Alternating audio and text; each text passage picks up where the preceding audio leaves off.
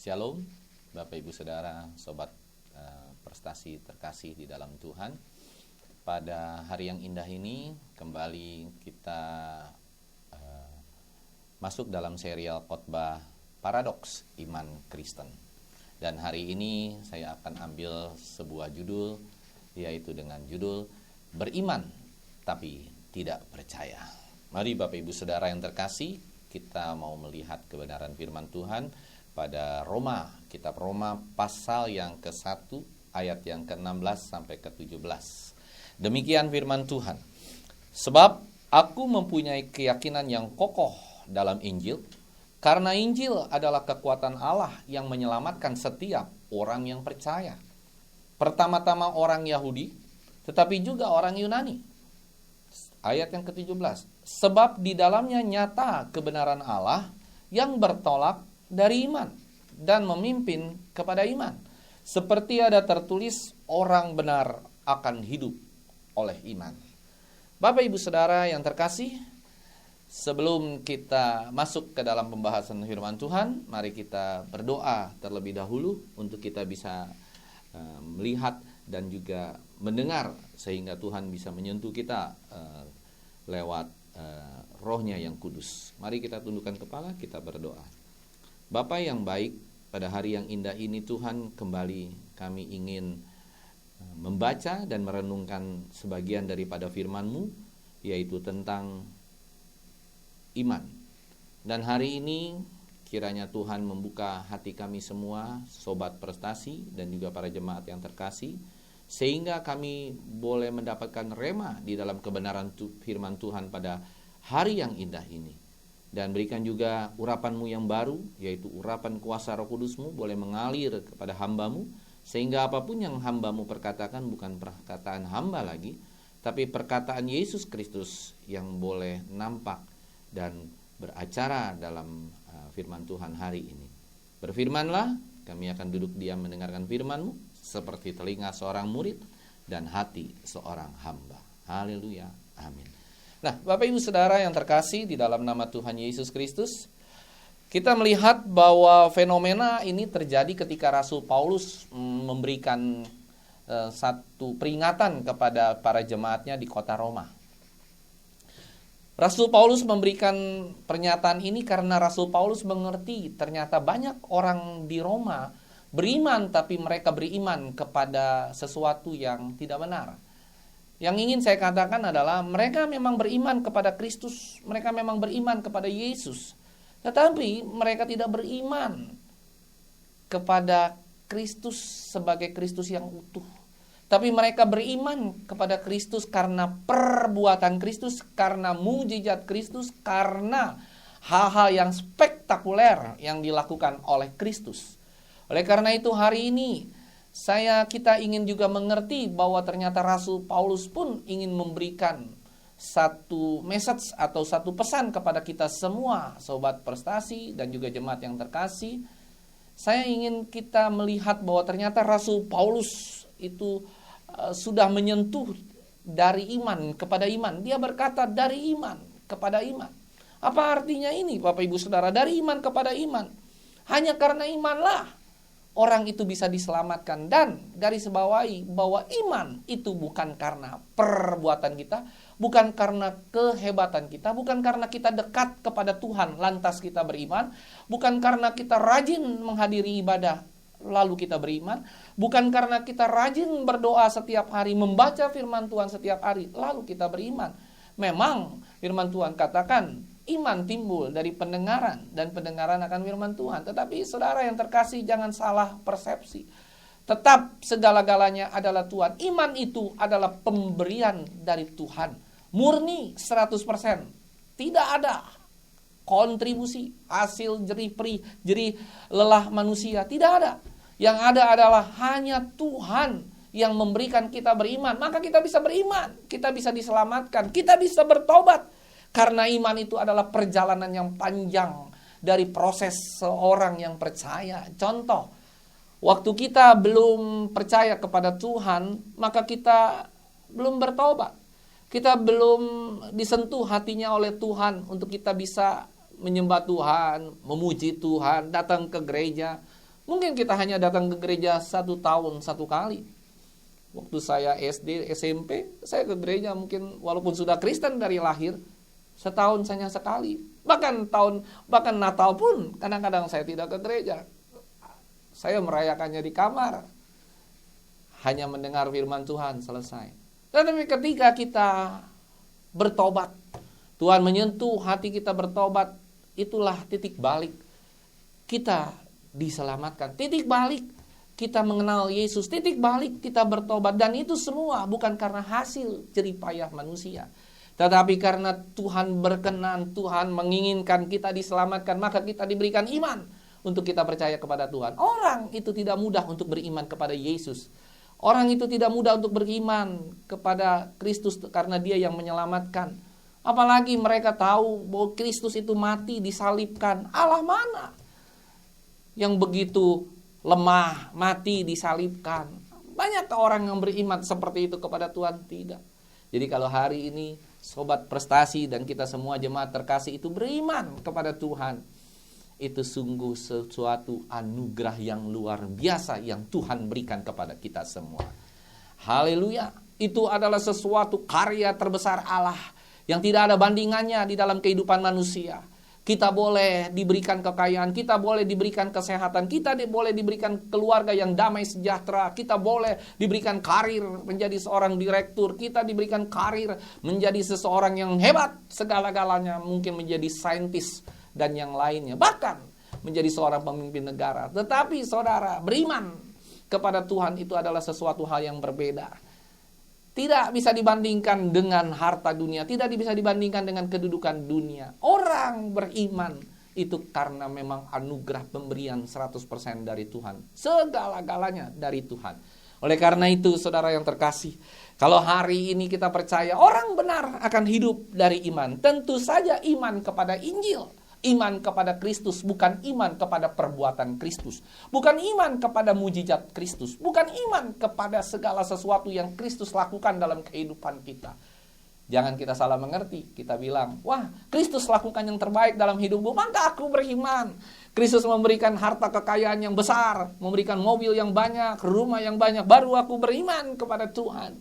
Tuhan sudah memberikan kita keluarga yang luar biasa, anak-anak yang ganteng, cantik, anak-anak yang pintar, S1, S2, bahkan S3. Lalu kita katakan, wah, kita beriman kepada Tuhan.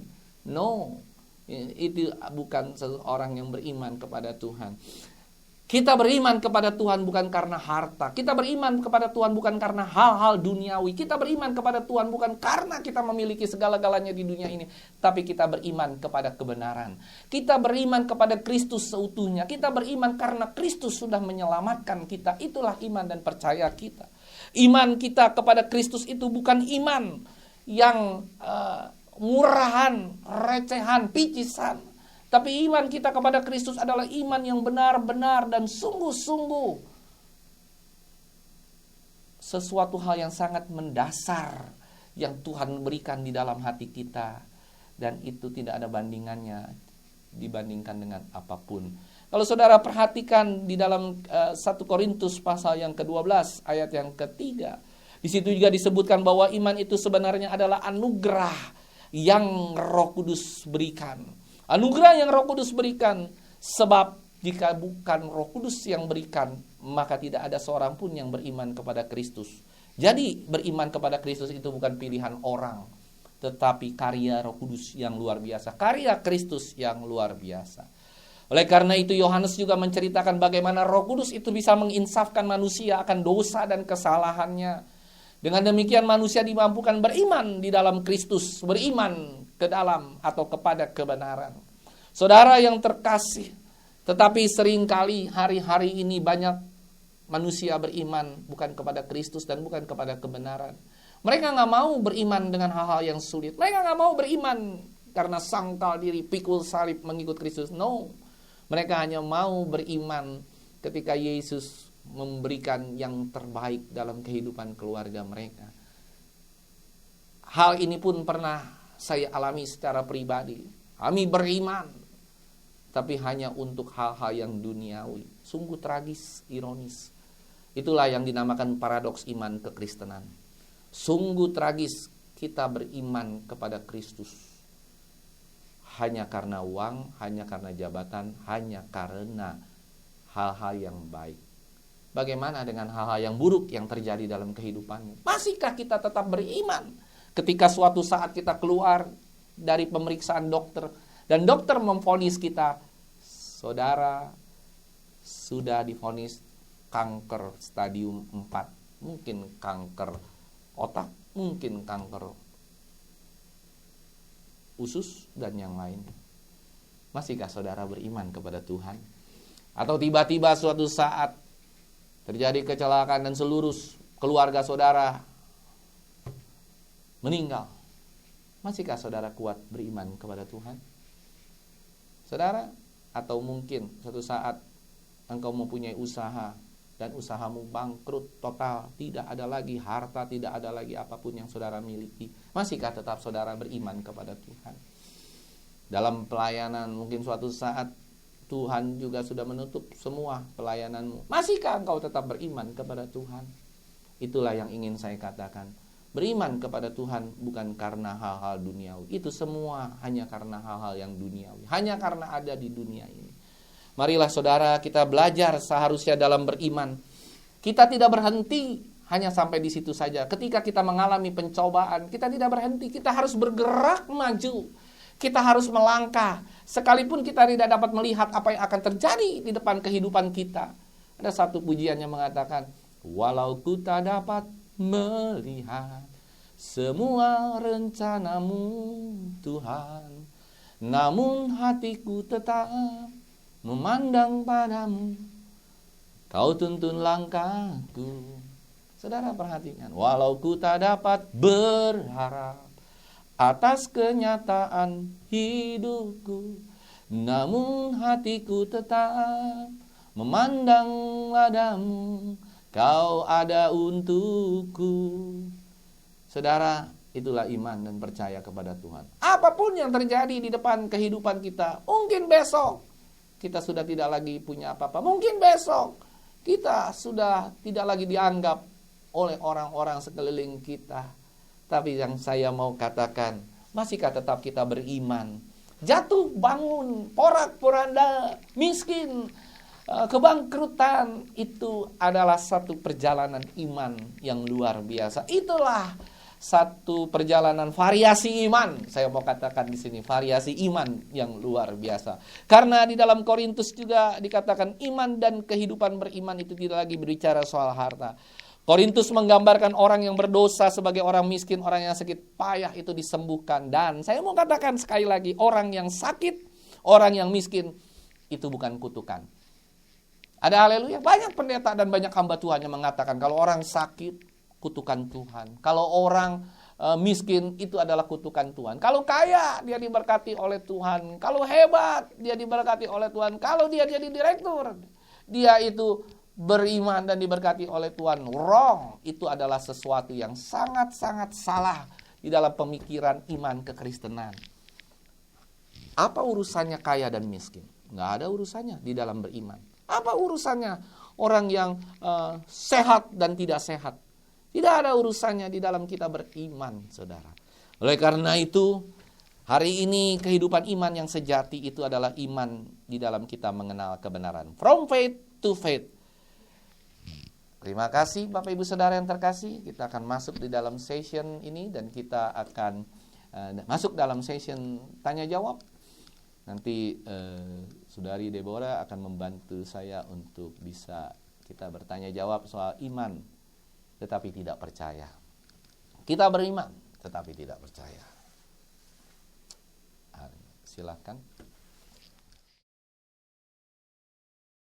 Silakan Saudari Deborah untuk memulai pertanyaan. Mungkin ada 1 atau 2 pertanyaan mengenai iman tetapi tidak percaya. Baik Pak Kurniawan, terima kasih untuk kesempatannya.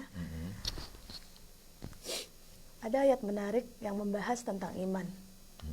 Yang mengatakan bahwa jika kita memiliki iman walau hanya sebiji sesawi pun kita dapat memindahkan gunung. Ayat itu banyak diartikan oleh beberapa gereja dan beberapa organisasi sebagai bahwa tidak ada yang mustahil bagi Allah. Kalau kita percaya kepada Allah, kalau kita beriman kepada Allah, walau hanya sedikit, kita dapat melakukan segala sesuatunya. Kita bisa mendapatkan hal-hal yang luar biasa, dan itu kebanyakan diartikan bukan kepada kebenaran itu sendiri, tapi diartikan ke arah berkat, ke arah selayaknya bagaimana kita dapat memindahkan gunung, sedemikian juga kita dapat memindahkan masalah kita. Menurut Pak Kurniawan, bagaimana tanggapan yang seharusnya menjadi arti dari ayat tersebut dengan iman sebiji sesawi itu? Oke, terima kasih atas pertanyaan yang menarik. Begini ya, kita melihat memang bahwa ada satu ayat yang mengatakan bahwa dengan iman kita dapat dengan iman sebesar biji sesawi. Biji sesawi itu kecil sekali kalau kita lihat di Israel, itu sangat kecil. Tapi bisa untuk memindahkan gunung. Memang latar belakang daripada ayat ini memang satu kali ada satu kejadian di sana bahwa memang benar-benar bisa bergeser gunung. Tapi itu hanya satu kali kejadian dan tidak akan pernah terjadi lagi. Bahkan ayat ini langsung dihubungkan dengan bagi Tuhan tidak ada yang mustahil. Tuhan bisa memindahkan semua masalah kita, persoalan kita yang berat dan yang lain-lain. Tapi pernahkah kita berpikir bahwa ternyata ini bukan untuk ayat tentang kehidupan duniawi, bukan untuk ayat tentang berkat dan hal-hal yang jadi ini membuat manusia-manusia Kristen atau Kristen-Kristen itu menjadi cengeng dalam hidupnya. Kalau saya nggak bisa mindahin gunung persoalan kita dikasih persoalan yang begitu besar, ternyata tiba-tiba misalnya lah ya, kita diberikan satu sakit tadi seperti yang saya katakan, keluar kita dari rumah sakit, tiba-tiba kita divonis kanker stadium 4. Kita beriman dalam nama Yesus dengan bilur-bilurnya. Saya yang percaya sudah dijamah dan disembuhkan. Ternyata nggak sembuh-sembuh, nggak jadi-jadi, nggak sembuh-sembuh. Dia beriman kepada Tuhan, ya baru hamba Tuhan, teman-teman sekeliling mengejek dan mengatakan kepada dia, kamu belum beriman, imanmu tidak ada sebiji sesawi, karena itu penyakitmu tidak pindah, karena itu penyakitmu tidak selesai. Begitu juga dengan orang yang punya problem masalah keuangan, ya, belum bekerja, dia sudah mencoba kiri kanan depan belakang untuk bekerja di kantor, ternyata tetap nggak bisa bekerja. Langsung dia bilang, wah, kamu nggak beriman, biji sesawi, imanmu aja nggak ada, jadi kamu nggak bisa kerja. Saudara yang terkasih, kita harus mencermati untuk berlaku cerdas terhadap kebenaran. Orang yang tidak bisa bekerja, orang yang belum bisa bekerja, mungkin memang dia memang tidak punya keahlian apa-apa di dalam bekerja, sedangkan dia mungkin melamar ke pekerjaan-pekerjaan yang cukup berat, sehingga memang Tuhan tidak izinkan. Tapi jangan disalahkan bahwa dia tidak beriman. Saya yakin dia beriman. Orang namanya mau cari kerjaan, dia mau cari kerjaan, pasti kan. Seperti Deborah mencari pekerjaan, masa nggak beriman? Ya nggak mungkin. Pasti dia mati-matian, dia berdoa, dia mencoba. Karena itulah tidak bisa dihubungkan antara iman dengan kehidupan kita secara duniawi. Iman ini bukan untuk kehidupan duniawi. Iman ini adalah ujungnya adalah untuk kehidupan kekekalan surgawi. Nah, jadi kata tadi adalah memindahkan gunung dengan iman sebiji sesawi. Itu artinya apa? Kalau Tuhan memberikan, kalau Tuhan, saya mau katakannya, iman itu diberikan oleh Tuhan.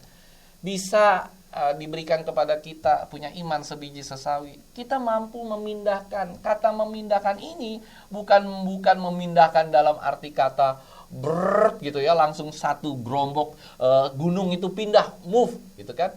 Bukan. Tapi memindahkan di sini dengan perkataan lain adalah bisa menembus persoalan tersebut. Kalau kita menembus dengan memindahkan itu berbeda. Kenapa memindahkan sama menembus berbeda? Kalau kita memindahkan, ada satu benda kita pindahkan, kita pindahkan, maka kita akan mendapatkan jalan yang kosong, lolos. Tapi kalau kita menembus, berarti kita tetap nggak mengalami masalah tersebut. Ya, waktu kita misalnya kita menembus gunung ya, kita tembus, ada orang bikin jalan tol, menembus gunung, dia tetap mesti ngapain? Ya kan, menggali, membor. Orang yang mau bikin MRT, LRT di atas, itu harus mengebor Di Eropa kalau kita ngelihat orang membuat jalanan begitu indah, bisa melewati gunung, itu kan pasti dibor, itu pasti ditembus. Nah, jadi kata beriman di sini adalah memang semata-mata untuk menembus persoalan persoalan yang berat. Harus dibutuhkan iman, karena tanpa iman orang nggak akan berkenan. Tanpa iman dan perbuatan kita akan stuck, kita tidak akan bisa berani menembus gunung persoalan. Dan bukan memindahkan, karena kalau memindahkan berarti kita itu menjadi anak-anak yang selalu maunya enak. Ada masalah, pindahin, ya kan? Ada persoalan, pindahin kemana. Kalau ada ini, pindahin. Nah, otomatis kalau itu terjadi dalam kehidupan kita, maka kita itu bukan jadi orang-orang Kristen yang serius sama Tuhan atau benar-benar beriman kepada Tuhan. Kita jadi Kristennya seperti orang yang punya mistis atau kedukunan. Dukun kan begitu, ya kan? Hari ini datang, besok beres. Besok datang, lusa beres. Semuanya serba instan. Tetapi iman itu butuh proses. Iman itu butuh mengalami. Masih ingat nggak saudari Deborah, waktu Nabi Elia ya, yang mengatakan tidak hujan selama berapa hari? Selama berapa tahun? 3 tahun. Sekarang saya mau tanya, Nabi Elia mengalami nggak tidak hujan 3 tahun, kekeringan? Mengalami. Itulah iman.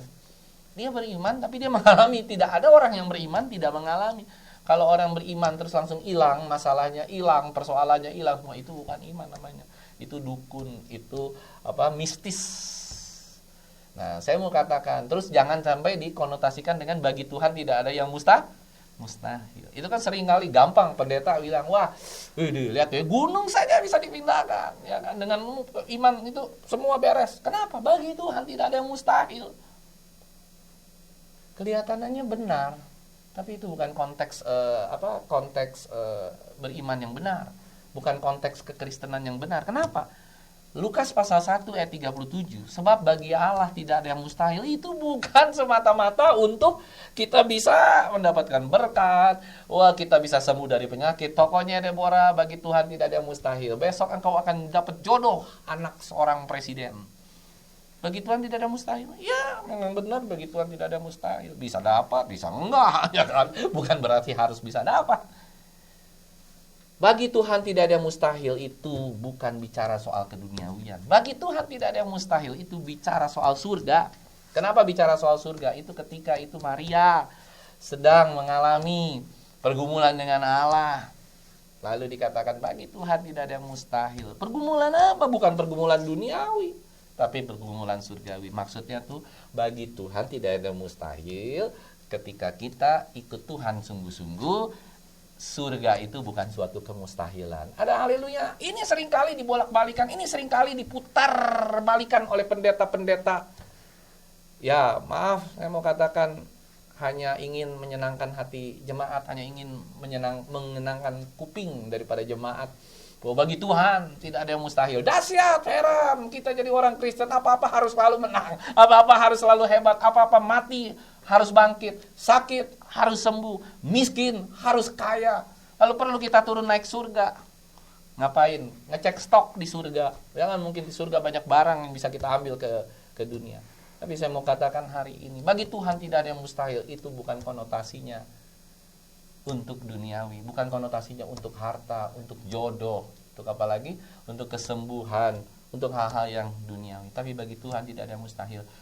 Bahwa Tuhan pasti akan bisa membimbing kita, mengajak kita masuk dalam rel kekekalan, sehingga kita akan jalan lurus untuk bisa sampai ke dalam kerajaan surga. Sekalipun memang jalannya itu sempit untuk menuju dalam kerajaan surga, tapi saya yakin dan percaya surga itu bukan impian, surga itu bukan khayalan pendeta, surga itu bukan khayalan daripada Alkitab. Surga itu nyata, surga itu real. Disitulah tujuan hidup manusia. Demikian jawaban saya agar kita mengerti bahwa memindahkan iman sebiji sesawi dapat memindahkan gunung. Maksudnya seperti itu. Kita menerobos kita jalan di antara gunung itu, kita tembus gunung itu, gunung persoalan kah, begitu banyak masalah, tantangan, rintangan, itu kita harus lewati sehingga kita bisa sampai di ujungnya, yaitu surga dan hidup yang kekal. Demikian, mungkin ada lagi mau ditanyakan satu lagi atau cukup? Cukup. Nanti ya ditanyakan lagi yang kedua, tapi nggak apa-apa, Deborah di sini aja karena sebentar lagi juga akan selesai. Ya, kita lanjutkan ya. Nah, saudara yang terkasih, yang kedua yang ingin saya katakan, di balik semua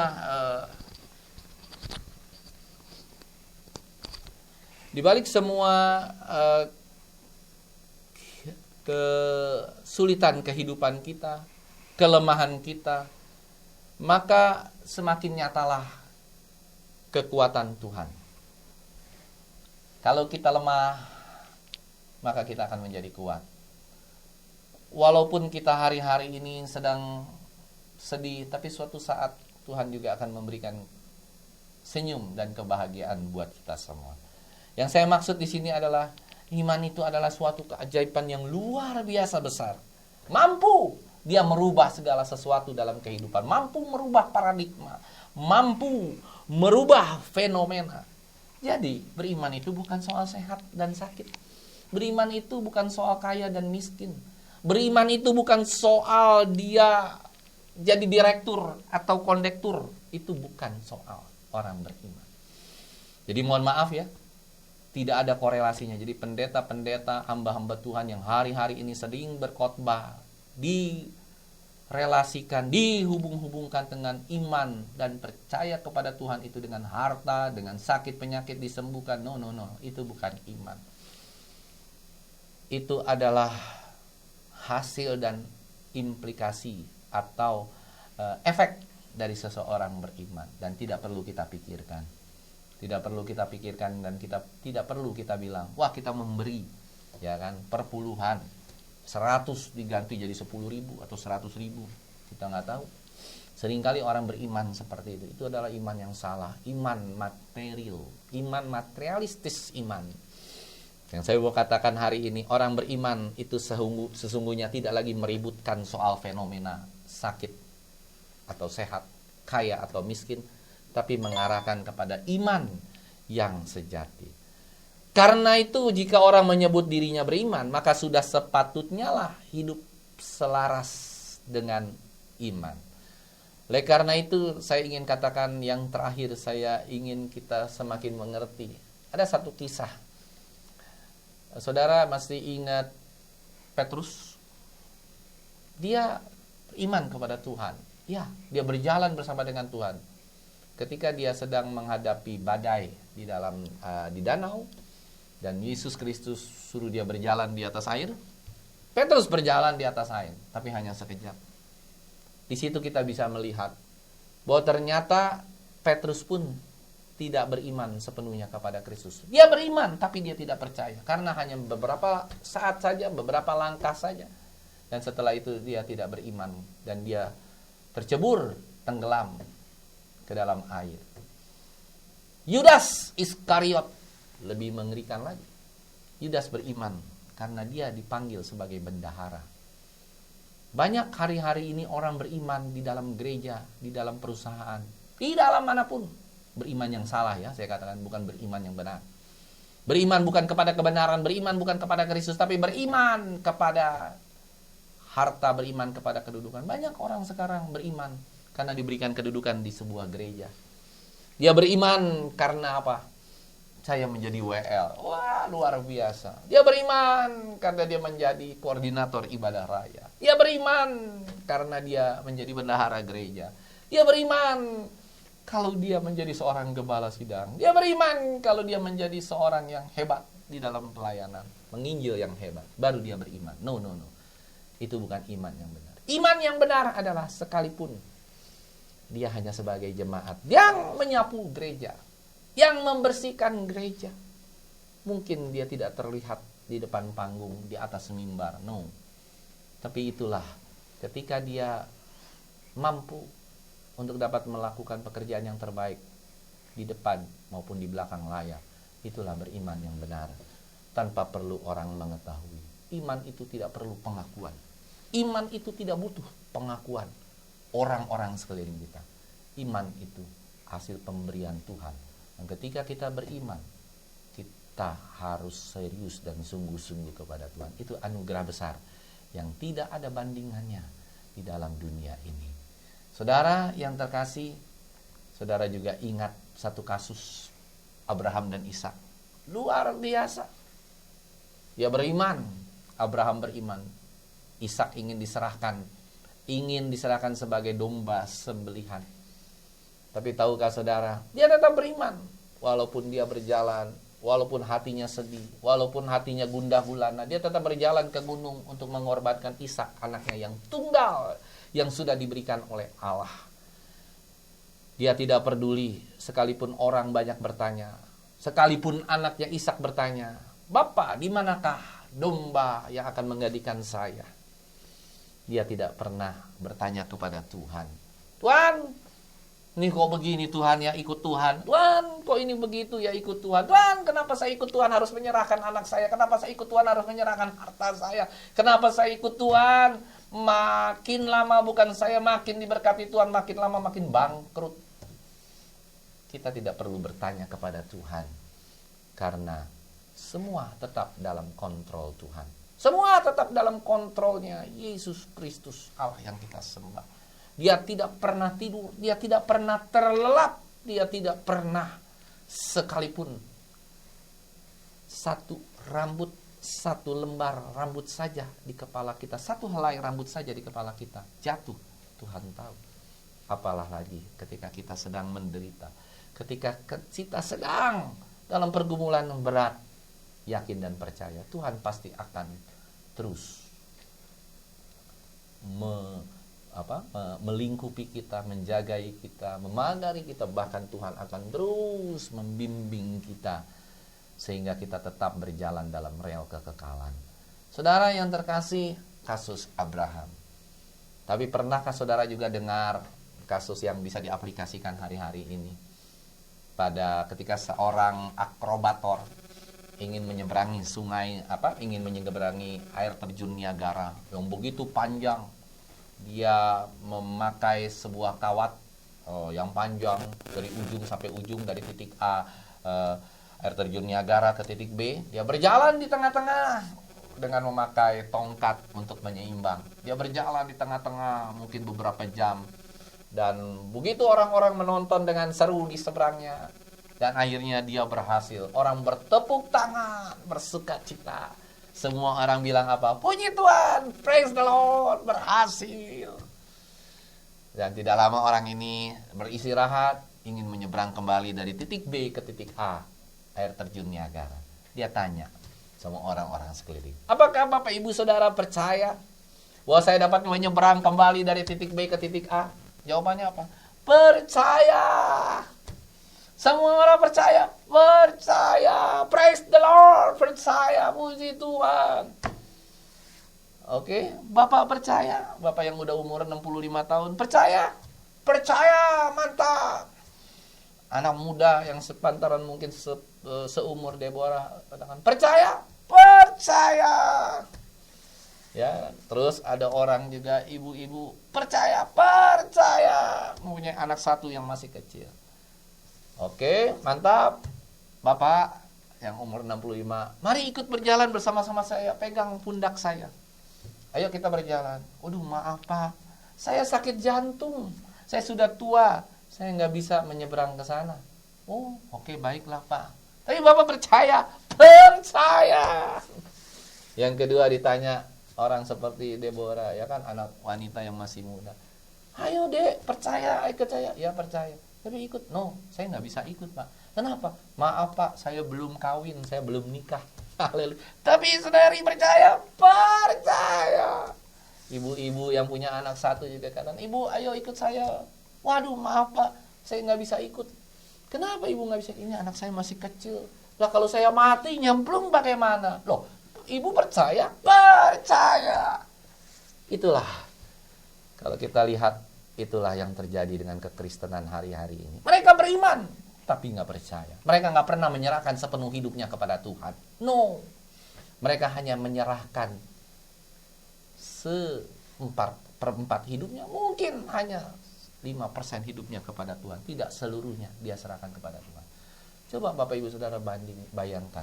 Kalau mereka berani menyerahkan sepenuhnya kepada Tuhan, maka orang itu akan naik. Dan ada seorang ya yang biasa-biasa saja.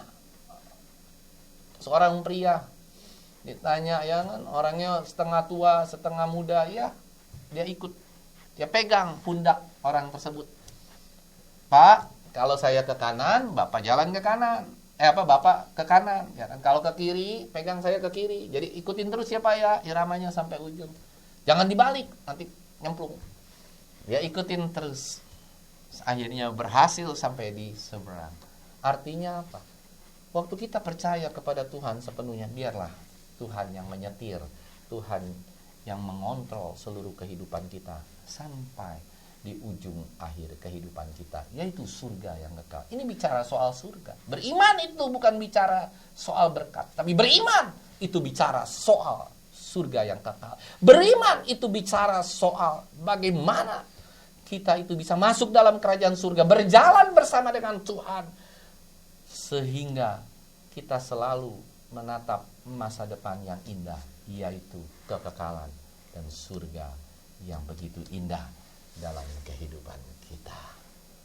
Itulah saudara yang terkasih, biarlah hari-hari ini kita punya iman yang diberikan oleh Tuhan, tetapi kita tetap percaya. Jangan kita beriman tetapi tidak percaya.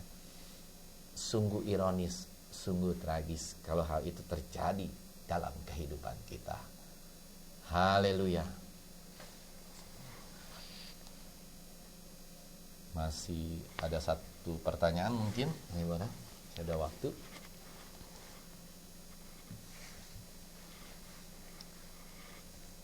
Jadi sekalian menyimpulkan firman Tuhan hari ini. Jadi sikap apa yang harus dibangun dan harus dimiliki oleh setiap orang Kristen?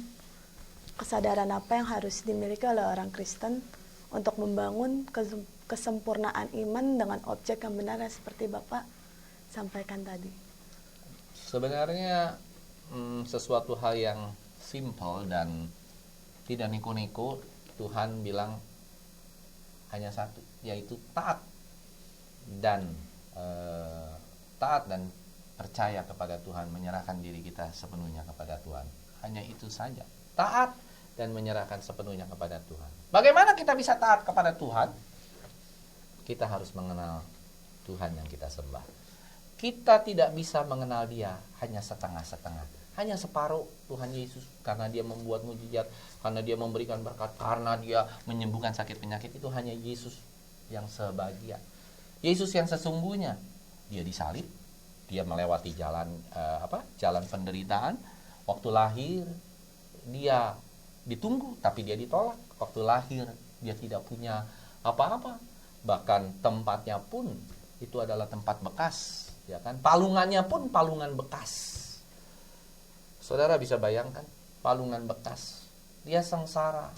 Waktu Dia besar pun Dia juga tidak mempunyai apa-apa.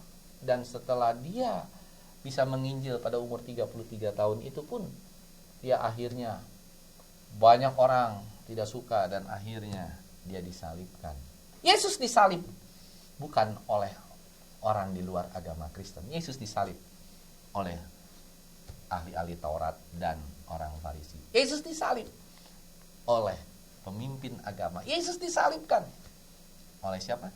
Oleh Pontius Pilatus, seorang yang memimpin pemerintahan pada saat itu. Yang saya mau katakan adalah yang terakhir, bahwa memang tidak mudah mengikut Kristus.